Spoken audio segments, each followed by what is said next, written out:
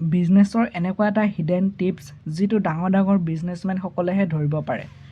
যদিহে আপুনি 100 টকাত এটা প্ৰডাক্ট কিনি 110 টকাত বিক্ৰী কৰে,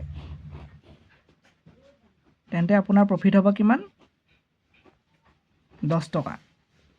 কিন্তু সেই একেটা প্ৰডাক্টে যদি আপুনি 95ত কিনে আৰু 105 টকাত বিক্ৰী কৰে, তেন্তে আপোনাৰ প্ৰফিট হ'ব কিমান? 10 টকা। একেটা প্ৰফিট হ'ব। ঠিক একেটা প্ৰডাক্টে যদি আপুনি একেবাৰে কমাই 10 টকাত কিনে আৰু বিক্ৰী কৰে কিমান? 20 টকাত, তেন্তে আপোনাৰ প্ৰফিট হ'ব কিমান? 10 টকা। তিনিওটা ক্ষেত্ৰতে প্ৰফিট কিমান হ'ব আপোনাৰ? 10 টকা, 10 টকা, 10 টকা, ছেম। কিন্তু যদি আমি পাৰ্চেণ্টেজত কেলকুলেট কৰিব যাওঁ, তেনেহ'লে ইয়াত প্ৰফিট হ'ব কিমান? 10%। আৰু এইটোত কিমান হ'ব প্ৰফিট?